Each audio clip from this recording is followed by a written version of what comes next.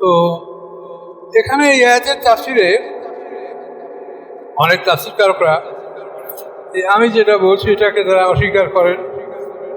তারা বলতে চাচ্ছেন যেখানে দাউদ আলাইহিস সালাম এরকম কোনো নারীর কেচ্ছা নাই। তো নারীর কেচ্ছা যদি না থাকে তাহলে কেচ্ছাটা কিসের? আপনি ঘটনা তো মিলিয়ে দেবেন, তো ঘটনা তো কোরআনের সাথে মিলাতে হবে। পয়গম্বরকে আল্লাহ তাআলা যেভাবে পরীক্ষা করেন সেভাবে তারা পরীক্ষার সম্মুখীন হবেন। বাধা দেওয়ার কিছু ইখতিয়ার আমাদের নাই। কাজেই আল্লাহ তাআলা যেভাবে পরীক্ষা করছেন সেভাবে পরীক্ষাটা হয়েছে। যেহেতু কোরআনের আয়াতের সাথে এই ঘটনা ছাড়া অন্য কোনো ঘটনা মিলানো যায় না, মেলে না। কোরআনের ঘটনা এটাই প্রমাণ করে যে দাউদ আলাইহিস সালাম এখানে নিজের 99 স্ত্রী ছিল, আর উরিয়া তার সেনাপতি, তার একজন স্ত্রী ছিল। সেই একজন স্ত্রীকে সে সংগ্রহ করার জন্য সে কৌশলগতভাবে তার সেনাপতিকে যুদ্ধে 1 বার 2 বার 3 বার করে যুদ্ধে পাঠানো হয়, এবং শেষবার তাকে বনিয়েছে একটা সিন্ধুক, তাবুত যেটা সূরা বাকারায় গেছে, এই সিন্ধুকের দায়িত্ব দেওয়া হয়। এই সিন্ধুকের দায়িত্ব দেওয়ার অর্থ হলো যে এই সিন্ধুকের দায়িত্ব যখন দেওয়া হবে কাউকে, তখন সে আর পালাতে পারবে না। হয়তো জিতবে, না হলে হারবে, সিন্ধুক রেখে সে কোনোদিন পালাতে পারবে না। তৃতীয়বার তাকে সিন্ধুকের দায়িত্ব দেওয়া হয়েছিল, এবং সেবারে তিনি যুদ্ধে পরাজিত হয়েছেন। এবং পরাজিত হওয়ার পরে এরপরে তো আর কোনো সমস্যা নাই। সে দাউদ আলাইহিস সালামের জন্য সে উরিয়ার স্ত্রীকে বিবাহ করার সে দাবি করতে পারেন, এভাবে সে দাবি করেছে। তো এইটাকে অন্য কিছু বলার যারা চেষ্টা করছেন করতেই পারেন। কথা হচ্ছে যে আপনি এই কথাগুলো কিভাবে মিলাবেন। এখানে যে আল্লাহ বললেন যে একজনের 99টা দুম্বি আর একজনের একটা দুম্বি, এটা আপনি কিভাবে মিলাবেন? এটা নিশ্চয়ই এই ঘটনাই ঘটছে, এটা আয়াতের সঙ্গে মিশে। তার কারণ একটা মানুষের 99টা দুম্বি থাকবে পালে, একটাও দুম্বা থাকবে না, এটা হতে পারে না। এভাবেই দাউদ আলাইহিস সালামকে আল্লাহ পরীক্ষা করেছেন। আউযু বিল্লাহি মিনাশ শাইতানির রাজীম। বিসমিল্লাহির রহমানির রহিম। ইসবির আলা মা ইয়াকুলুনা ওয়াজকুর আবদানা দাউদা যায়লাইদে ইন্নাহু আওয়াব। আল্লাহ বলেন ইসবির আলা মা ইয়াকুলুন, হে রাসূল আপনি ধৈর্য ধারণ করুন ওরা যা বলে। ওয়াজকুর আবদানা দাউদা যায়লাইদ, এবং স্মরণ করেন আমার বান্দা দাউদ আলাইহিস সালামকে, যিনি ছিলেন ক্ষমতার মালিক, শক্তির অধিকারী। ইন্নাহু আওয়াব, নিশ্চয়ই তিনি ছিলেন আল্লাহ অভিমুখী। ইন্না সাক্কারনাল জিবালা মাহু, আল্লাহ বলেন নিশ্চয়ই আমি পাহাড়কে অনুগত করে দিয়েছিলাম তার সাথে। উসাব্বিহনা বিল আশিয়্যি ওয়াল ইশরাক, এই পাহাড়গুলি তসবিহ পাঠ করত তার সাথে সকালে এবং সন্ধ্যায়। দাউদ আলাইহিস সালাম সকাল সন্ধ্যায় যখন আল্লাহর জিকির করতেন, তখন এই পাহাড়গুলি দাউদ আলাইহিস সালামের সাথে আল্লাহর জিকির করতেন। ওয়াত-তায়রা মাহশুরাতান কুল্লু লাহু আওয়াব, এবং সমস্ত পাখিরা তারা একত্রিত হতো এবং সবাই আর আল্লাহর উদ্দেশ্যে তারা সমবেত হতো, এবং সমবেত কণ্ঠে দাউদ আলাইহিস সাথে আল্লাহর জিকির করত। সাদাদনা মুলকাহু ওয়া আতাইনাহুল হিকমাতা ওয়া ফাসসাল কিতাব, আল্লাহ বলেন আমি দান করেছিলাম দাউদ আলাইহিস সালামকে তার সাম্রাজ্য। ওয়া আতাইনাহুল হিকমাতা ওয়া ফাসসাল কিতাব, এবং দান করেছিলাম আমি তাকে হিকমত, প্রজ্ঞা, ফাস্তাল খেতাব এবং উন্মুক্ত বক্তব্য দান করার ক্ষমতা। দাউদ আলাইহিস সালাম খুব সুন্দর বক্তব্য রাখতে পারতেন। ওয়াল আতাকা নাবাউল কাসম ইজ তাসাওয়ারুল মেহরাব। হে রাসূল, আপনার কাছে এসেছে কি খবর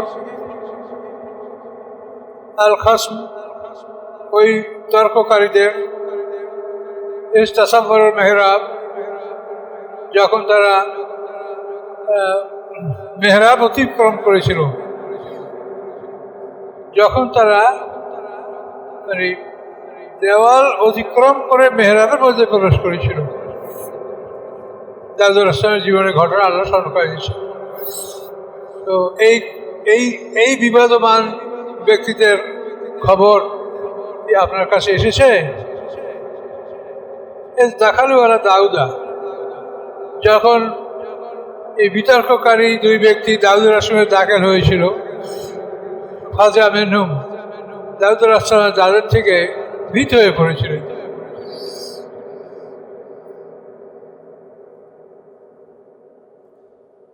অকালু, এবং এই বিবাদমান ব্যক্তিরা বললেন, লা তাখাফ, আপনি ভয় করবেন না। খসমানে বাগা বাগাজুন আলা বাগাজ, আমাদের দুইজন বিতর্ককারী একে অপরের উপরে তারা বাড়াবাড়ি করেছে। ফাকুম বাইনানা বিল হক, আপনি ফয়সালা করুন আমাদের মধ্যে ন্যায়সঙ্গতভাবে। ওয়ালা তুশতাত, এবং আপনি পক্ষপাত করবেন না। ওয়াহদিনা ইলা সাওয়াইস সিরাত, এবার আপনি আমাদেরকে সরল পথ দেখাবেন, আমাদেরকে সঠিক পথ, সরল পথ দেখাবেন, কোনো পক্ষ অবলম্বন আপনি করবেন না। এটা দুই বিবাদমান ব্যক্তি দাউদ আলাইহিস সালামের ঘরে প্রবেশ করে এভাবে তারা বললেন। এখন একজন বলছে, ইন্না হাযা আখি, নিশ্চয়ই আমার এই ভাই লাউ তেসুমা তেসুরা নাজা, তার আছে 99টা দুম্বি, অর্থাৎ 99টা স্ত্রী তার আছে। তেসুমা তেসুরা নাজা, নাজা মানে দুম্বি, এখানে এর অর্থ হলো স্ত্রী। বলে নাজাতু ওয়াহিদা, আমার আছে একটা দুম্বি। সকাল অতএব সে বললেন, আকফিল নিহা, তুমি সেটাকে আমার দায়িত্বে দিয়ে দাও। ওয়াজ জানিবিল খেতাব, এবং বক্তব্যে সে আমার উপরে প্রাধান্য লাভ করেছে।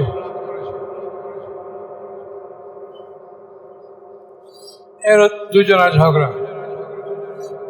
সকলা দাউদ আলাইহিস সালাম বললেন, লাকাদ জালামাকা বিসুয়ালে নাওয়াজাতে গেলা নিয়াজি, নিশ্চয়ই জুলুম করেছে সে তোমার উপরে। বেসুয়ালে নাওয়াজাতেকা, তোমার দুম্বিটি তার কাছে সে এরা নিয়াজি, তার দুম্বির সাথে, তার 99টির সাথে তোমার দুম্বিটাও মিলিয়ে নেবে, এটা সে জুলুম করছে। অইন্না কাসিরান খোলতা, এবং অধিক খোলাতারা, মানে খোলাতারা মিলিয়ে রাখে, এবং অধিক ওই সমস্ত লোকেরা যারা অপরের সম্পদ, অপরের পশু নিজের পশুদের সাথে মিলিয়ে রাখে, রায়াবকে বাগাজুমালাবার, যাতে তারা একে অপরের উপরে ফিতনা করতে পারে, এরা অনেক সময় জুলুম করে। ইল্লাল্লাযীনা আমানু ওয়া আমিলুস সালিহাত, কিন্তু যারা ইমানদার এবং সতমলকারী তারা এ ধরনের ক্ষতি করে না। কালিলুম মাহুম, এ ধরনের লোক তো সামান্য। অদন্না দাউদ, এবং ধারণা করল দাউদ আলাইহিস সালাম, আল্লাহ ফাতান্নাহু, নিশ্চয়ই আমি তাকে পরীক্ষা করেছি। ফাস্তাগফারা রাব্বাহু, অথবা তিনি তার রবের দরবারে ক্ষমা প্রার্থনা করলেন। অখাররা রাকাওয়ানা, এবং সে রুকু করলেন এবং আল্লাহর দিকে মনোনিবেশিত হলেন, আল্লাহর দিকে মনোনিবেশিত হয়ে তিনি রুকু এবং সিজদায় পরিণত হলেন। এখন এখানের কাহিনী, এখানে ব্যাপার হচ্ছে যে এখানের কাহিনীটা খুব বড় একটা কাহিনী, আমরা সংক্ষেপে বলার চেষ্টা করব। প্রথমে বিষয়টা হলো, দুইটা লোক দাউদ আলাইহিস সালামের ঘরে ঢুকেছে, তারা দেওয়াল ডিঙ্গিয়ে, প্রাচীর ডিঙ্গিয়ে তারা দাউদ আলাইহিস সালামের কাছে ঢুকেছে। দাউদ আলাইহিস সালাম একজন রাজা ছিলেন এবং তিনি একজন রাসূল ছিলেন, তার অনেক পাহারাদার ছিল, কিন্তু এই সব পাহারাদারকে উপেক্ষা করে এই দুইটা লোক কিভাবে তার দেওয়াল টপকে তার কাছে গেলেন? এই দুইটা লোক কি মানুষ না ফেরেশতা? এটা হলো প্রশ্ন। তো এখানে বিষয়টা হচ্ছে যে দাউদ আলাইহিস সালাম যে কেসটা, যেটা তাফসীরে বলা আছে, এই কেসটার সম্পর্কে অনেকে এটার পক্ষ অবলম্বন করছেন, অনেকে এটার বিপক্ষ অবলম্বনও করেছেন। কেসটাটা হলো, দাউদ আলাইহিস সালাম একদিন আল্লাহর কাছে বলে যে, আল্লাহ, আপনি আমার পূর্বপুরুষ ইব্রাহিম আলাইহিস সালাম, ইসহাক আলাইহিস সালাম, এদেরকে যেভাবে, মুসা আলাইহিস সালাম, এদেরকে যেভাবে আপনি সম্মান দিয়েছেন, আমাকে ওইভাবে সম্মান দান করেন। তো আল্লাহ বলেন যে তাদেরকে আমি সম্মান দান করছি তারা পরীক্ষায় উত্তীর্ণ হওয়ার পরে। তো দাউদ আলাইহিস সালাম তো আমাকেও পরীক্ষা করেন, আমি পরীক্ষায় উত্তীর্ণ হব এবং সম্মানের অধিকারী হব। তা আল্লাহ বলেন, ঠিক আছে, তোমার পরীক্ষা শুরু হলো। এই পরীক্ষা শুরু হওয়ার ব্যাপারে আল্লাহ তাকে জানালেন যে তোমার পরীক্ষা শুরু হলো। এখন তিনি তার প্রাইভেট ইবাদতখানায় ইবাদত করার জন্য মগ্ন হলেন। হঠাৎ করে দেখেন কোথার থেকে একটা কবুতর, এত সুন্দর কবুতর, যেরকম কবুতর সে পৃথিবীতে কোনোদিন দেখে নেই, এত সুন্দর একটা কবুতর। এই কবুতরটা তার দুই পায়ের মাঝখানে এসে পড়েছে। তো চিন্তা করেন যে এত সুন্দর কবুতর যদি আমি ধরতে পারি, তা আমি আমার উম্মতদেরকে দেখাতে পারবো। ধরার চেষ্টা করলেন, কবুতরটা উড়ে জানালার কাছে গেল। সেখানে কবুতর ধরার জন্য গেলেন, ধরতে পারলেন না, কবুতরটা এখান থেকে চলে গেল।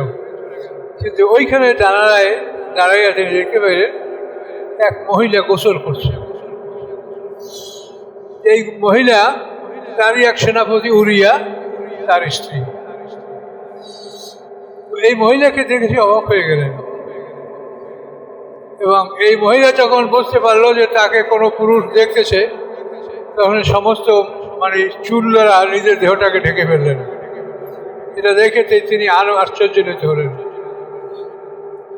হওয়ার পরে তিনি তো রাজা এবং পয়গম্বর রাসূল, তিনি অনুমতি দিলেন যে উরিয়া এখন কোন অঞ্চলে জেহাদে আসে। তো বলা হলো যে অমুক অঞ্চলে সে জেহাদে আসে। তো সেখান থেকে তিনি উরিয়াকে একের পর এক বিভিন্ন জায়গায় যুদ্ধে যাওয়ার জন্য আদেশ করলেন।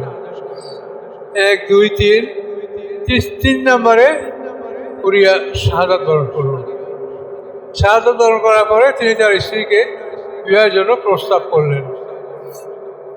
তো এই ঘটনা যে দাউদ আলাইহিস সালামের জন্য কতখানি ন্যায়সঙ্গত হয়েছে কি না, এইটা সম্পর্কে আল্লাহ তাআলা এখানে পরীক্ষা করেছেন। এর শেষে আয়াতটা কি আমরা পড়লাম,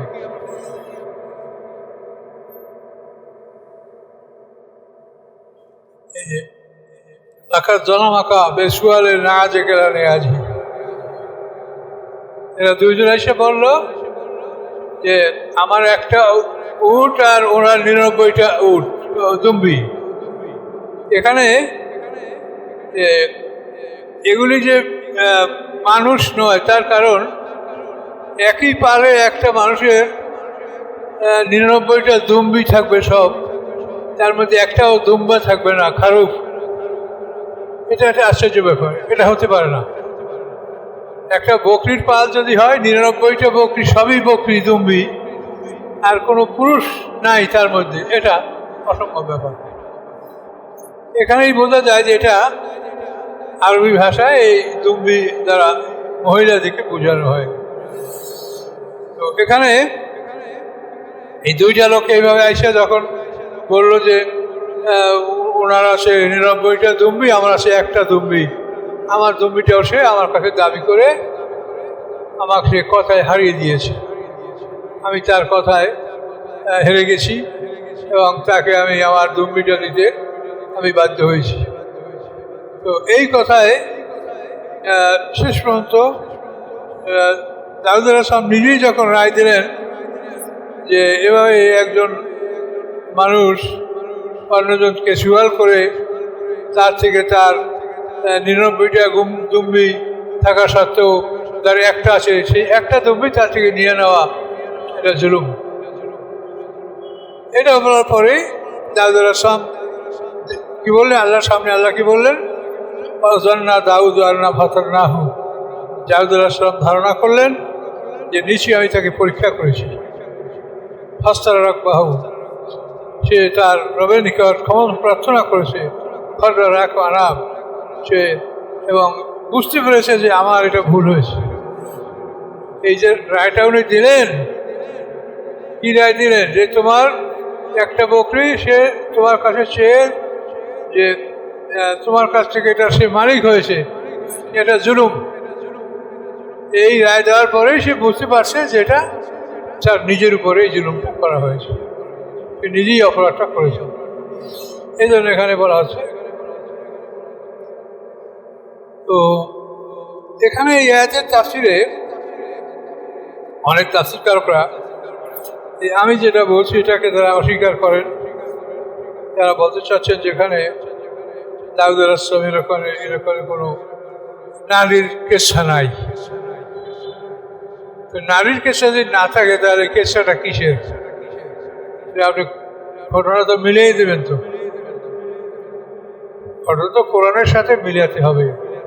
পয়গম্বরকে আল্লাহ তাআলা যেভাবে পরীক্ষা করেন সেভাবে তারা পরীক্ষার সম্মুখীন হবেন। বাধা দেওয়ার কিছু ইখতিয়ার আমাদের নাই। কাজেই আল্লাহ তাআলা যেভাবে পরীক্ষা করছেন সেভাবে পরীক্ষাটা হয়েছে। যেহেতু কোরআনের আয়াতের সাথে এই ঘটনা ছাড়া অন্য কোনো ঘটনা মিলানো যায় না, মেলে না। কোরআনের ঘটনা এটাই প্রমাণ করে যে দাউদ আলাইহিস সালাম এখানে নিজের 99 স্ত্রী ছিল, আর উরিয়া তার সেনাপতি, তার একজন স্ত্রী ছিল। সেই একজন স্ত্রীকে সে সংগ্রহ করার জন্য সে কৌশলগতভাবে তার সেনাপতিকে যুদ্ধে 1 বার 2 বার 3 বার করে যুদ্ধে পাঠানো হয় এবং শেষবার তাকে বনিয়েছে একটা সিন্ধুক, তাবুত, যেটা সূরা বাকারায় গেছে। এই সিন্ধুকের দায়িত্ব দেওয়া হয়। এই সিন্ধুকের দায়িত্ব দেওয়ার অর্থ হলো যে এই সিন্ধুকের দায়িত্ব যখন দেওয়া হবে কাউকে, তখন সে আর পালাতে পারবে না। হয়তো জিতবে, না হলে হারবে, সিন্ধুক রেখে সে কোনোদিন পালাতে পারবে না। তৃতীয়বার তাকে সিন্ধুকের দায়িত্ব দেওয়া হয়েছিল এবং সেবারে তিনি যুদ্ধে পরাজিত হয়েছেন এবং পরাজিত হওয়ার পরে এরপরে তো আর কোনো সমস্যা নাই। সে দাউদ আলাইহিস সালামের জন্য সে উরিয়ার স্ত্রীকে বিবাহ করার সে দাবি করতে পারেন, এভাবে সে দাবি করেছে। তো এইটাকে অন্য কিছু বলার যারা চেষ্টা করছেন করতেই পারেন। কথা হচ্ছে যে আপনি এই কথাগুলো কিভাবে মিলাবেন। এখানে যে আল্লাহ বললেন যে একজনের 99টা দুম্বি আর একজনের একটা দুম্বি, এটা আপনি কিভাবে মিলাবেন? এটা নিশ্চয়ই এই ঘটনাই ঘটছে, এটা আয়াতের সঙ্গে মিশে। তার কারণ একটা মানুষের 99টা দুম্বি থাকবে পালে, একটাও দুম্বা থাকবে না, এটা হতে পারে না। এভাবেই দাউদ আলাইহিস সালামকে আল্লাহ পরীক্ষা করেছেন। এই দাউদ আলাইহিস সালামের পরে বহুদিন পর্যন্ত বহুত কষ্ট করে তিনি ইবাদত বন্দী করেছেন এবং শেষ পর্যন্ত তিনি দাউদ আলাইহিসসালামের মানে তাকে আল্লাহ তাআলা হুকুম দিয়েছেন, আদেশ দিয়েছেন যে আপনি এটার ক্ষমা প্রার্থনা চাইতে হলে উরিয়ার কাছ থেকেই ক্ষমা চাইতে হবে। শেষ পর্যন্ত দাউদ আলাইহিসসালাম এই উরিয়ার কবর জিয়ারত করে তার কাছে তিনি ক্ষমা প্রার্থনা চেয়েছেন এবং এইভাবে তার ক্ষমা প্রার্থনা আল্লাহ মঞ্জুর করেছেন। এবং মঞ্জুর এক পর্যায়ে এরপর হয়েছে যে দাউদ আলাইহিসসালামকে যখন আল্লাহ বলছে তুমি উরিয়াকে সন্তুষ্ট করো, তখন সে এমনভাবে সন্তুষ্ট করেছে উরিয়াকে, তাকে মানে আল্লাহর হুকুমে তার কবরের কাছে গেছে এবং আল্লাহ তার কবরের সাথে তার মানে কি মোরাকেবা মাধ্যমে বা যে কোনো মাধ্যমে তার সঙ্গে দেখা হয়েছে এবং কথা বিনিময় হয়েছে। এসব কথা সে মেনে নিয়েছেন, কিন্তু যখন তার স্ত্রীর কথা স্পষ্ট করে বলা হয়েছে তখন কিন্তু যে স্ত্রীর ব্যাপারে যখন কোনো কথা আসে তখন উরিয়া কোনো কথা বলেন নাই। তখন দাউদ আলাইহিসসালাম আল্লাহর কাছে খুব রোনাজারি করেন যে আমি তো নিরাশ, আমাকে তো পয়গম্বর ক্ষমা করেন নাই। এরপরে আল্লাহ তাআলা বলেন যে এটার ব্যাপার আমি গ্রহণ করলাম, এই ব্যবস্থাটা আমি করব। আর উরিয়াকে আমি এমন নিয়ামত দিব যে নিয়ামতের কারণে তোমার এই স্ত্রীর ব্যাপারটা এটা সে ভুলে যাবে। এটা আল্লাহ তাআলা দাউদ আলাইহিসসালামকে জানাই দিলেন। এই কথা এখানে বলা হয়েছে। এখানে সেজদা আছে, সবাই একটা সেজদা দিবেন। খাররা রাখেও আনাব ফাগাফারনাহু লাহু যালিকা, আল্লাহ বলেন আমি তার জন্য এই অপরাধটা ক্ষমা করে দিলাম। ওয়াইন্না লাহু ইনদানা যুলফা হুসনা মাআব, নিশ্চয়ই তার জন্য রয়েছে আমার কাছে নিকটতম স্থান এবং নিকটতম প্রত্যাবর্তনের জায়গা আমার কাছে। কাজে আমার কাছে ক্ষমা চাইলে আমি যে কোনো অবস্থায় একজনকে ক্ষমা করতে পারি। ইয়া দাউদ ইন্না জাআলনাকা খলিফাতান ফিল আরদ, হে দাউদ নিশ্চয়ই আমি আপনাকে পৃথিবীকে খলিফা বানিয়েছি। ফাহকুম বাইনান নাস বিল হক, অতএব আপনি আদেশ করুন মানুষের মধ্যে ন্যায়সঙ্গতভাবে। ওয়ালা তাত্তাবিল হুদা, এবং আপনি কখনো ওয়ালা তাত্তাবিল হাওয়া, আপনি কখনো নিজের মনের ইচ্ছা কামনা বাসনা এগুলির অনুগত আপনি হবেন না, এগুলির আনুগত্য আপনি করবেন না। ফায়ুদিল্লাকা আন সাবিলিল্লাহ, যদি আপনার মনের কামনা বাসনা এগুলির অনুকরণ করেন তাহলে এগুলি আপনাকে আল্লাহর পথ থেকে বিপথে নিয়ে যাবে। ইন্নাল্লাযীনা ইয়াযিল্লুনা আন সাবিলিল্লাহ, নিশ্চয়ই যারা আল্লাহর পথ থেকে বিপথে চলে যায় লাহুম আযাবুন শাদীদুন বিমা কানু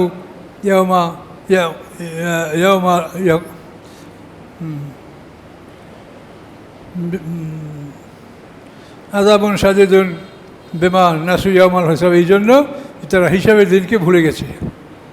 যারা হিসাবের দিনকে ভুলে যায় তারাই অন্যায় করতে পারে, আর হিসাবের দিনকে যারা স্মরণ রাখে তারা কোনো অবস্থায় অন্যায় করতে পারে না। আমা খলাকনাস সামাওয়াতি ওয়াল আরদা ওয়া মা বাইনাহুমা বাতিলা, আল্লাহ বলেন আমি সৃষ্টি করি নেই আকাশ পৃথিবী এবং এর মধ্যে যা কিছু সব কিছু বাতিলা, অন্যায়ভাবে মিথ্যার জন্য সৃষ্টি করি নেই।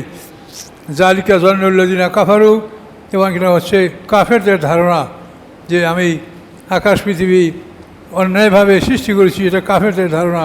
ফাওয়াইলুল্লাযিনা কাফারু মিনান নার, কাজেই ধ্বংস কাফেরদের জন্য আগুনের, যারা কাফের অবিশ্বাস করে তাদের জন্য এই ধ্বংস।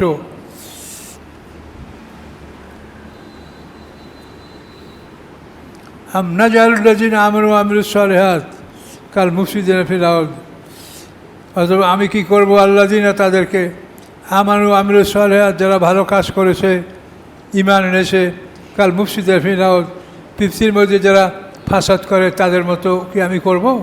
যারা ভালো কাজ করে তাদেরকে না। আম নাজআলুল মুত্তাকিনা কাল ফুজ্জার, এবং আমি করবো না মুত্তাকিনদেরকে ফুজ্জারদের মতো। কিতাবুন আনজালনাহু ইলাইকা মুবারাকুল লিয়াদাব্বারু আয়াতিহি। আল্লাহ বলেন কিতাবুন আনজালনাহু ইলাইক, এই কিতাব আপনার কাছে আমি নাযিল করেছি, মুবারাকুন যা মঙ্গলময়, লিয়াদাব্বারু আয়াতিহি, এবং যারা ইমানদার তারা আয়াতগুলি সম্বন্ধে চিন্তা গবেষণা করবে, ওয়ালিয়াযাক্কারা উলুল আলবাব, এবং জ্ঞানীরা এর মাধ্যমে উপদেশ গ্রহণ করবে। ওয়াহাবনা দাউদ আর সুলাইমানা, আল্লাহ বলেন আমি দাউদ আলাইহিসসালামকে সুলাইমান আলাইহিসসালাম নামক এক বাদশাহ দান করেছিলাম, যে ছিল দাউদ আলাইহিসসালামের পুত্র, এবং তিনি ছিলেন সমগ্র পৃথিবীর উপরে তার রাজত্ব এবং বাদশাহী। সারা পৃথিবীর উপরে রাজত্ব করেছেন দুইজন মুসলমান, সুলাইমান আলাইহিস সালাম এবং বখতিয়ানাসার। আর কাফের দুইজন, সব নমরুদ আর হলো বখতিয়ানাসার। আর ফেরাউনের মুসলমান দুজন হলেন সুলাইমান আলাইহিস সালাম এবং যুলকারনাইন। সুলাইমান আলাইহিস সালাম যুলকারনাইন দুজন মুসলমান, আর কাফেরও বখতিয়ানাসার এবং নমরুদ, এই দুজন কাফের। এই চারজন লোক সারা পৃথিবী শাসন করেছে। এই সুলাইমান আলাইহিস সালাম হলেন দাউদ আলাইহিস সালামের পুত্র।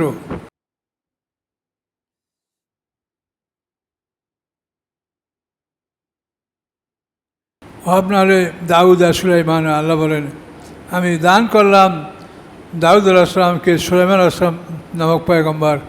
নেমান আব্দু, কত সুন্দর গোলাম তিনি। ইন্নাহু আওয়াব, তিনি ছিলেন আল্লাহর দিকে অভিমুখী, আল্লাহর দিকে প্রত্যাবর্তনশীল। এ ধরে সাহেবের আসি সাফিনাতুল জিয়াদ, যখন উপস্থিত করা হয়েছে তার উপরে বেল আসিয়ে অপরাহ্নে বিকালে সাফিনাতুল জিয়াদ, সুন্দর ঘোড়াগুলি।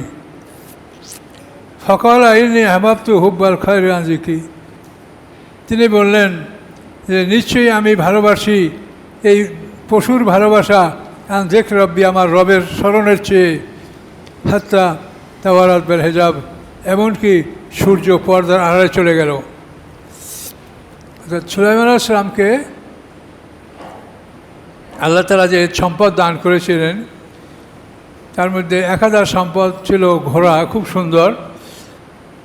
তো এই সম্পদ সুলাইমান আলাইহিস সালাম একদিন বলছেন জোহরের নামাজের পরে যে এই সম্পদগুলি আমাকে দেখাও। তখন উনি সিংহাসনে বসা, ওনার সামনে থেকে এক একটা ঘোড়া নিয়ে যাওয়া হচ্ছিল। এই ঘোড়াগুলি দেখতে দেখতে সূর্যটা পর্দার আড়ালে চলে গেল। এর মধ্যে আর আসরের নামাজ পড়া, এটা তিনি ভুলে গেছিলেন। তো এই আসরের নামাজ ভুলে যাওয়ার পরে তিনি বলছেন ফকাল ইন্নী আহবাবতু হুব্বাল খায়রি আন যিকরি রব্বি, নিশ্চয়ই আমি ভুলে গেলাম, আহবাবতু হুব্বাল খায়রে, আমি এই মালের ভালোবাসা আমি ভুলে গেছিলাম, যিকরি রব্বি, আমার রবের স্মরণ, হাত্তা তাওয়ারাত বিল হিজাব, এমনকি সূর্য পর্দার আড়ালে চলে গেল। তাই তিনি বললেন রুদ্দুহা, আমার কাছে ফিরিয়ে নিয়ে আসো আবার এই ঘোড়াগুলি, হাত্তা তাফেকা মাসম্বে সুখে আলালাক, অথবা তিনি সেগুলিকে মানে গলা এবং পা কেটে এই ঘোড়াগুলি তিনি হত্যা করতে শুরু করে দিয়েছিলেন। ঘোড়া দেখতে দেখতে আসরের নামাজ রাখতে চলে গেছে, পরে আবার ফিরে আনো, তখন ওই গলা এবং পা কেটে এদের হত্যা করতেছিলেন।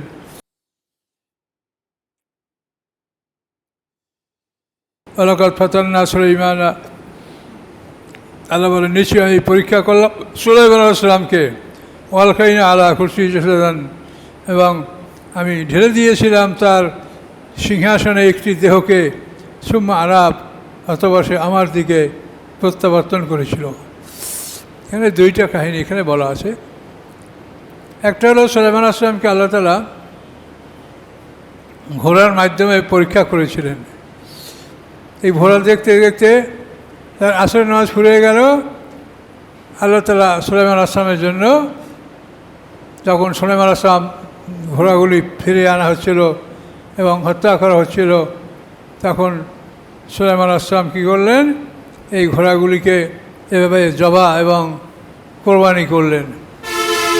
এবং আল্লাহ তাআলা তার এই ভালো কাজের জন্য আল্লাহ তাআলা তার জন্য মানে সূর্যকে ফিরিয়ে দিয়েছিলেন।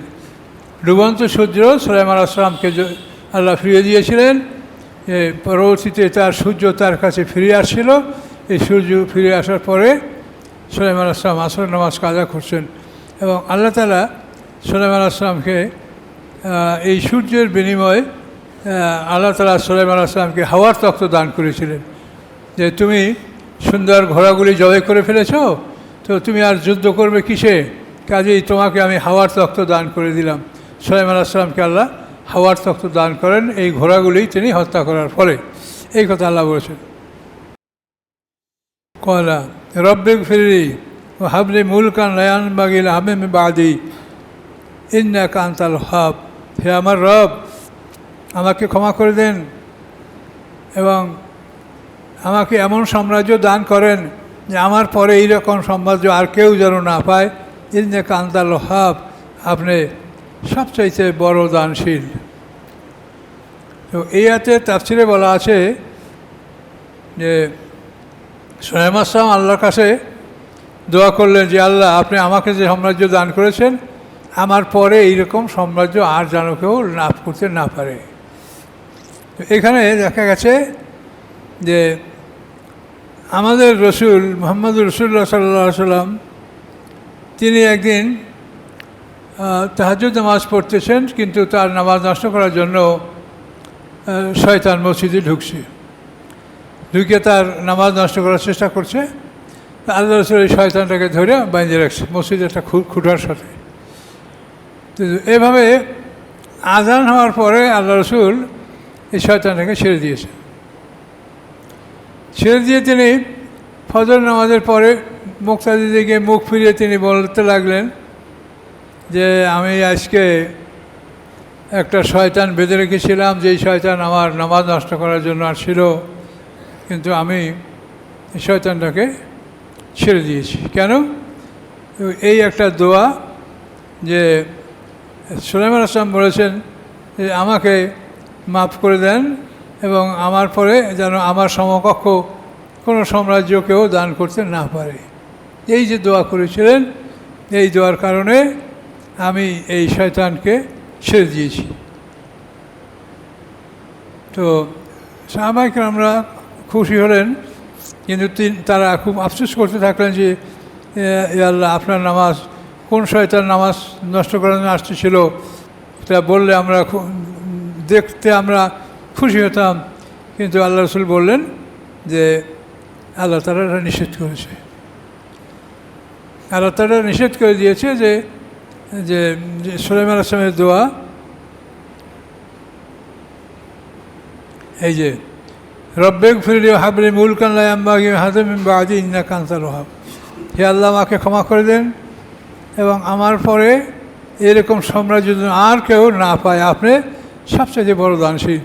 তাহলে আমাকেও সুলাইমান আলাইহিস সালামের মতো আল্লাহ তাআলা জিন ইনসানদের উপরে দায়িত্ব নিয়ে আমাকে ক্ষমতা দান করেছেন, কিন্তু আমি এই ক্ষমতাটা প্রকাশ করতে চাই না। এই জন্য আমি সম্পদ সুলাইমান আলাইহিস সালামের মতো এরকম আমি এটা দেখাতে চাই না। এই জন্য আমি শয়তানকে ছেড়ে দিয়েছি।